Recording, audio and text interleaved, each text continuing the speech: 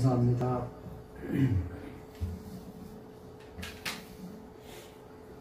오늘 우리에게 주시는 말씀은 누가복음 5장 15절 말씀이 되겠습니다. 옛날에 교회 일도 아주 열심히 하시고 그런 분인데 전화가 왔어요. 이런저런 얘기를 하다가 제가 혹시 장로님 언제 되세요? 그랬어요. 그랬더니 돌아온 대답이 충격적이었어요. 목사님, 사실은 제가 요새 교회 안 나가요. 아니, 나는 옛날에 그 모습을 보고서 그래도 장로님 되지 않았을까 했는데 요새 교회를 안 나가요. 너무 당당한 얘기를 하더라고요. 그분이 한마디 더 붙여요. 오래됐어요. 이게 뭔가. 그래서 제가, 아니, 그러면 되냐고. 부모님도 이렇게 믿음의 사람들이고 그런데, 그러냐고 이제 물어봤어요. 그랬더니 이분이 뭐라 그러냐면, 제가 말인가, 사업이 바빠져서 예배를 제가 좀 소홀히 하게 됐어요. 그 예배를 한 번, 두 번 빠지다 보니까, 처음에는 얼마나 죄송한지요. 근데 이제 세 번, 네 번 되니까요. 그다음부터는 예배 드리는 게 좀 불편하던데요. 그래서 우리 코로나 때문에 예배가 영상 예배, 교회 안 가고 집에서 다 예배 하잖아요. 사실 목사님들의 걱정이 그거예요. 과연 이것으로 얼만큼 이와 같은 예배를 드릴 수 있을까? 그래서 한 장로님도 그런 말씀 하더라고요. 목사님 코로나가 다 끝나고 나면, 옛날처럼 교회를 일주일에 100번씩 가야 되는데 큰일 났어요. 같이 웃었어요. 예배가 부실해지니까 믿음이 부실해지는 거예요. 그러니까 어때요? 매일매일 성경 말씀을 한 절씩 보다가 성경이 멀어지는 거예요. 그리고 또 한 가지 중요한 게 있는데 뭐냐면요. 성도들과의 믿음의 끈이 끊어지는 거예요. 여러분, 교회는 하나님의 백성들의 모임이에요. 그죠? 교회는 이 모임이 중요한 거거든요. 사도행전을 보면요. 성령님이 어떻게 역사하시냐면요. 모인 사람들을 통해서 역사하세요. 여러분이 오늘 하나님 말씀 누굴 통해 들으세요? 하나님 직접요? 아니에요. 누굴 통해서? 저를 통해서. 하나님은 믿음의 사람을 통해서, 성령님은 믿음의 사람을 통해서 역사하는 거예요. 여러분, 우리가 함께 이렇게 오늘 예배드리잖아요. 이게 별거 아닌 것 같지만 그렇지 않아요. 여러분 오셔서 서로 얼굴을 대면하고 서로 안부를 묻고 손을 잡아주고, 때로는 우리 초대교회는 카도시라고 그래서 같이 공동 식사를 했어요. 그 시간도 사실은 커다란 예배의 범주 안에 있는 거예요. 그저 교회 와서 예배드리고 끝났다. 그저 밥 먹는 게 내 배만 채운다. 꼭 그런 건 아니에요. 그러면서 거기에 성도의 교제가 있는 거거든요. 거기에 그 교제 속에 성령의 역사가 있어요. 여러분, 주일날 되시면요, 우리 성도들과 교제 잘하세요, 여러분. 근데 믿음이 죽어지는 가장 핵심적인 요소가 하나 있어요. 그게 뭐냐면, 기도가 그 사람의 신앙의 삶에서 점점 멀어지고 없어지는 거예요.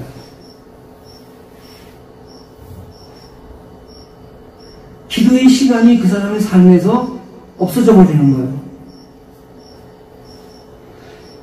이 기도는 몇 가지 의미가 있어요. 첫째는 전능하신 하나님의 힘을 얻는 거예요. 어떤 어려움이 있을 때 하나님께 도움을 구할 때, 내 힘으로 안 될 때 하나님의 도움을 구할 때 하나님께서 도움을 주시거든요. 또 하나 아주 중요한 게 있어요. 기도는 뭐냐면, 기도에는요, 하나님과의 만남이에요. 하나님과의 교통. 때로는 내가 어떤 걸 크게 간구하지 않는다 할지라도 그 기도를 통해서 하나님과 대화하고 하나님을 만나는 거예요. 이 만남이라는 것은 관계를 깊게 해요. 여러분과 저는 정말 어떤 특별한 일이 없다면 앞으로 늘 이렇게 아름답게 살아가며 갈 거예요. 만약 여러분 중에 어떤 분이 정말 어디가 정말 아프고 그렇다면 제가 줄 수 있으면 제가 꺼내서 줄 거예요. 그죠? 여러분도 저와 동일하게 마찬가지로 하실 거예요. 사도 바울이 갈라디아 교인들 있는 데서 그랬거든요. 내가 눈이 아파서 너무 아프고 고통하는데 너희들이 할 수만 있다면 너희들 눈이라도 빼서 내게 주었을 것이다. 굉장히 은혜로운 얘기예요. 이 만남에는요, 관계를 깊게 하는 힘이 있어요. 자꾸 만나면 친해지는 거예요. 우리가 누구 이렇게 안 좋은 사람에서 담쌓잖아요. 사실은요, 그래도 만나고 또 만나고 또 만나면 다 풀어져요. 전 국회에서 몇십 년 경험했잖아요. 어떤 때는 참 무한 얘기지만, 교인이 뭐 마음에 안 들어.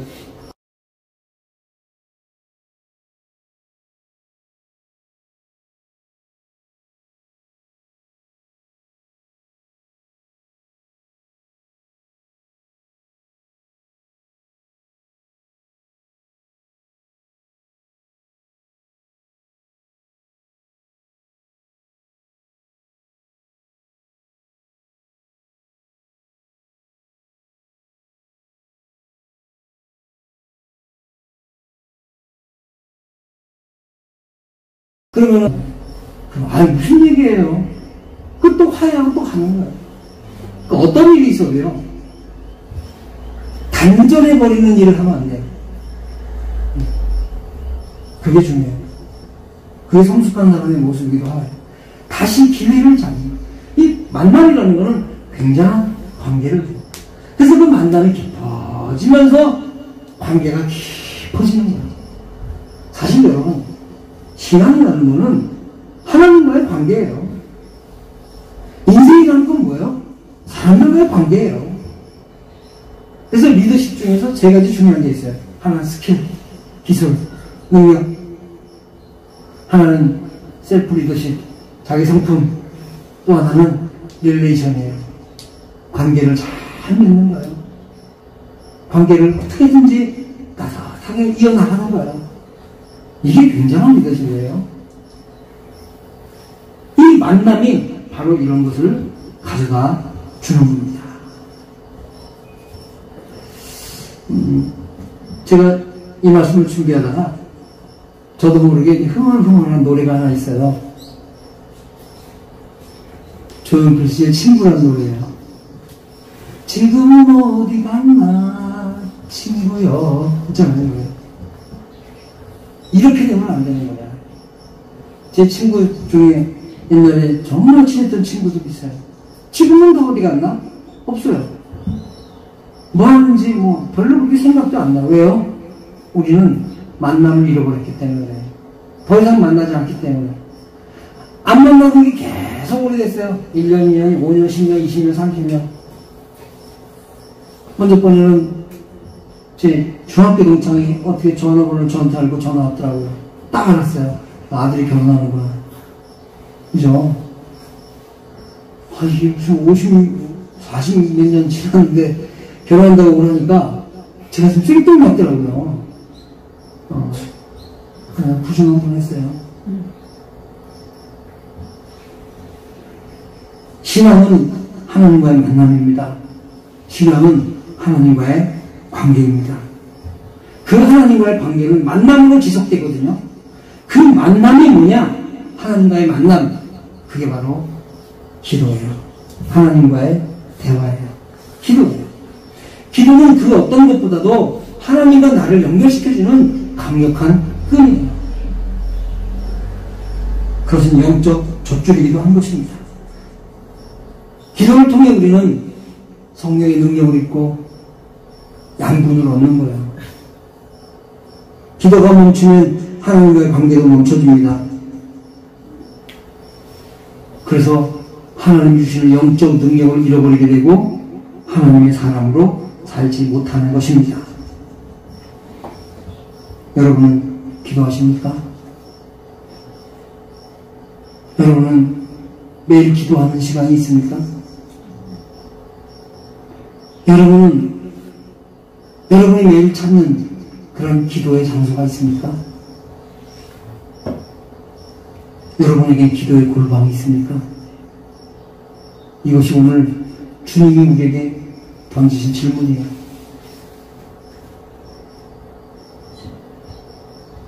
그런 말씀이 있어요.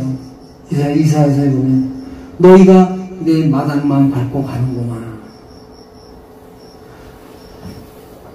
성전에 와서 그냥 마당에 있다가 진지한 만남이 없이 가는 거예요. 과연 이것이 진정한 하나님의 사랑의 모습인가요? 여러분, 우리의 신앙생활을 마당만 밟는 신앙이 돼서는 안 돼요.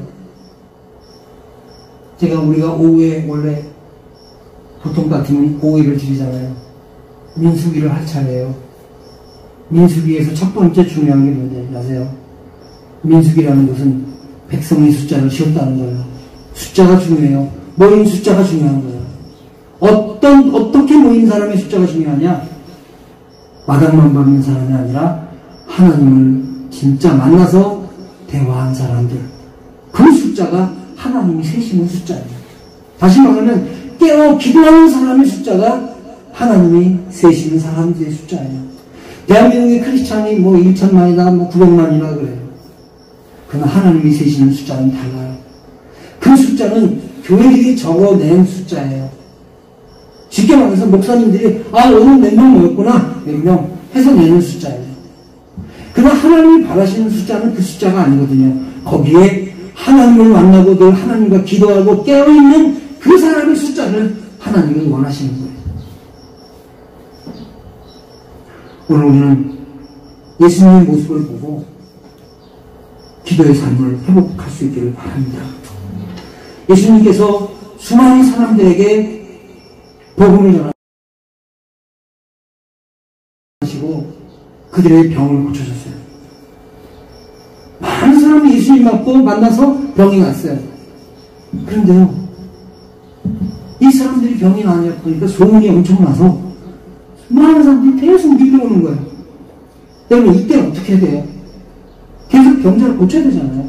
아픈 사람이 자꾸 오는데 의사 선생님이 환자들을 고치는데 아픈 사람이 계속 와요. 고쳐야죠. 그런데 이상하게 예수님이요, 병자들을 고치다가 딱 멈춰요. 사람들을 고쳐달라고 왔는데 딱 멈춰요. 멈추고 나서 예수님이 한적한 곳을 찾아 기도하러 가셨다는 거예요. 자, 이 말씀을 잘 보면 이것이에요. 예수님이 병든 자를 고치는 능력은 인간 예수에게서 나온 게 아니라 예수님이 하나님 앞에 엎드려 기도해서 하나님의 능력을 입었기 때문에 고치는 거예요. 이걸 알아야 돼요. 많은 사역자들이, 많은 일꾼들이 내가 주님의 일을 할 때 내 힘으로, 내 지식으로 내가 공부한 걸로 하는 거 아니거든요. 공부한 걸로 하면 여러분 박사가 제일 많이 일 잘해야 돼요. 많이 해야 돼요. 그렇잖아요? 그렇지 않습니다. 어떤 때는 정말 이렇게 학교를 오랜만에 안 다니신 분들도 굉장한 일을 하시는 걸 봐요. 하나님의 일은요, 성령의 능력으로 하는 거예요. 하나님의 능력으로 하는 거예요. 예수님은 그걸 우리에게 알려주셨어요. 기도가 아니면 이런 역사가 일어나지 않는다는 걸 우리에게 알려주시는 거예요. 여러분, 교회 일은 설교를 하든 봉사를 하든 성교를 하든 전도를 하든 모든 것은 다 기도의 힘으로 하는 것인 줄 믿으시기 바랍니다. 기도의 힘으로 하지 않으니까 내가 있다는 거예요. 여기 부작용이 있는 거예요. 가장 먼저 자기가 죽어요. 교만해져요. 그리고 남을 판단하게 돼요. 살아있는 일만 다 보니까 아니거든요. 영적 능력으로 해야 하는 거예요. 기도할 때 우리가 주의 일을 할 수 있음을 믿으시기 바랍니다. 또 예수님께서 기도하러 가신 곳을 보니까 한적한 곳에 가서 기도하셨다. 여러분, 예수님, 제가 이제 여러분 성부사전 같은데 예수님의 기도 또는 한적한 곳 치면 꼭 예수님이 등장해요. 예수님의 기도 치면 한적한 곳 등장하고, 다시 말하면 기도와 한적한 곳은 굉장히 밀접한 관계가 있어요. 예수님은 이렇게 병든 자를 고치다가도 또는 어떤 문제를 만났을 때 항상 한적한 곳을 찾았어요. 거기서 기도하셨어요. 한적한 곳이 때로는 골방이 예수님의 기도가 쌓여지는 곳이에요. 이 한적한 곳은 어딜까? 사람들을 잠깐 떠나기도 하고, 일로부터 떠나기도 하고, 그리고 조용한 곳이에요. 하나님께만 집중할 수 있는 곳. 그게 바로 예수님이 찾으신 한적한 곳이에요. 우리는 너무 일에 치여 살면서 기도하지 못해요. 우리는 너무 사람들 속에 살면서 하나님과의 단둘만의 데이트를 놓치고 살아요. 그런 사이에 참된 신앙을 잃어버리고 인간적인 신앙의 행위만 남는 거예요. 우선순위가 있어요. 우리는 기도를 먼저 하고 주의를 하는 거예요. 그럼 부작용이 없어요. 그게 순서예요. 예수님은 한적한 곳을 찾았어요. 사람들을 떠나서, 소란한 곳을 떠나서 조용히 하나님만 생각할 수 있는 곳. 리차드 포스터라고 하는 영성운동가가 그런 말 했어요. 현대인들이 신앙을 잃어버리는 것은 조용한 곳을 잃어버렸기 때문이다. 소음이 문제라는 거예요. 소음. 세상에 소음이 얼마나 많나요? 사실 보면 참 그래요. 어쩐지 신문을 본다는 게 혼란스러울 때도 많아요. 그저 뭐 인터넷 신문이나 뭐 기사를 보면요, 여러분 마음 편한 게 뭐 있어요? 여러분 그런 신문 기사들은 제목서부터 아주 사악해요. 사실 그대로 제목을 안 붙이고 제목서부터 아주 반감을 일으키고 나눠놓고 이런 게 너무 많아요. 보수와 진보들이 서로 이 매체들마다 보면 정말 이런 참 우리 대한민국이 참 가슴이 아파요. 좀 따뜻한 나라, 흐름한 나라가 됐으면 좋겠는데 이 편 내 편 해가지고 죽이고 살리고 막 이렇게 하니까 너무나 이렇게 많이 피폐해지는 걸 느껴요. 때로는 여러분 우리가, 아니 때로는이 아니라 예수님처럼 예수님이 찾았던 그 한적한 곳, 그 한적한 곳을 우리가 회복하지 않으면 여러분 세상에 휩쓸릴 수밖에 없다는 것을 생각해야 됩니다. 우리가 한적한 곳을 잃어버리면 뭘 잃어버리냐면 하나님을 잃어버린단 말이에요. 우리 크리스찬들이 하나님을 잃어버리면 어떻게 돼요? 끝난 거예요. 우리에게는 하나님만 생각할 수 있는 한적한 곳이 필요해요. 여러분 집에서 여러분 정말 어떤 분을 보니까 방이 3칸인데 한 칸이 남으니까 그 방을 기도실로 삼은 데도 있더라고요. 참 그렇게 사는 사람도 있더라고요. 어쨌든 그런 것. 때로는 내가 자동차 안이라든가 나만의 어떤 그런 시간이 나만의 곳에서 기도할 수 있는 그런 기도의 장소가 꼭 있어야 된다는 것입니다. 또 한 가지는 예수님께서 새벽 미명에 기도했다 그런 말씀이 있어요.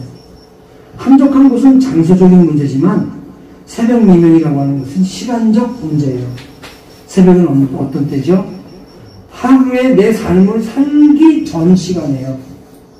다시 말하면 내 삶을 살기 그 바로 전에 내가 하나님의 도우심을 구하는 바로 그 시간이라는 거죠. 기도에는 시간이 중요해요, 여러분. 왜 중요하냐면요, 기도 시간을 미뤄놓잖아요. 그러면 결국 기도 시간을 지키지 않게 되더라고요. 많은 사람들이. 여러분 우리가 주일 예배 11시 정했어요, 그죠? 이건 정한 거예요, 이건. 하나님 앞에 딱 정한 거예요, 이건. 사실 10시에 드려도 돼요. 8시에 드려도 돼요. 옛날에 우리가 새벽 기도를 5시에, 4시 반에 드린 거는 다 농경사회였기 때문에 사실 그랬던 거예요. 저녁 때 한 7시면 다 자. 새벽 3시에 일어나는 거예요. 그래서 그때 기도하는 거예요. 제가 몽골 선교할 때는요, 몽골 사람들은 거기 밤이 늦어도 밝아요. 10시가 돼도 밝아요. 그래가지고 이게 밤인지 뭔지, 잠을 잘 수가 없는 거예요. 이 사람들이 늦게 자요. 그래서 새벽 기도가 어려운 거예요. 그래서 제가 몽골 가서 부흥회하면서 처음에 새벽 기도 했어야 돼요. 한국에는 새벽 기도하면 5시에 다 나와. 그래서. 나오긴 나왔는데, 이게 다 이 스크린이 잠긴 거예요. 되게 힘들더라고요. 근데 그것도 여러 번 하니까 대단해요. 제가 그랬어요. 여러분, 10시 전에 주무세요. 저희 훤하게 다 보여서 주무세요. 그래서 이렇게 또 나온다고. 그렇게 했는데. 어쨌든 우리가 11시에 이건 정한 시간이에요. 누구와? 저하고 정했나요? 저하고 정한 거 아니에요? 교회만 정한 거예요. 그 교회가 뭐냐? 주님의 교회. 주님의 교회와 정한 시간이에요. 그럼 우리가 일주일 동안에 많은 삶을 살 수 있어요. 여기도 가고 저기도 가고 다 가잖아요. 여러분 주중에 식당 가보셨어요? 네, 저도 식당 3번 가봤어요. 사람이 몇 터졌어요. 왜 우리가 이런지 나는 받아들이기가 어려워요. 참고 있어요. 마스크 다 빼고 얘기하면서 밥 먹고 막 웃고 하거든요. 여기 만수 단종 제가 여기 그 후배 교회에 있어서 갔었어요. 저한 며칠 전에 촬영 때. 사람이 술집에 꽉 찼어요. 목사의 심정이 어떻겠습니까? 참고 있지만 속에서 화가 치밀었어요. 얼마까지 내 인내심이 있는지 모르겠지만 지금은 그러고 있어요. 우리가 많은 곳에 다니고 많은 시간을 갖거든요. 그런데 우리가 주일을 딱 이 시간에 하나님께 드리려고 하거든요. 사실 여러분, 신앙생활은요, 예배를 하는 것도 마찬가지였어요. 제가 중국에서 예배 드릴 때요, 제가 잡혀갔으면요, 여러분 못 만났어요. 중국 국가에서 예배를 못 드리게 합니다. 사람들은 신고합니다.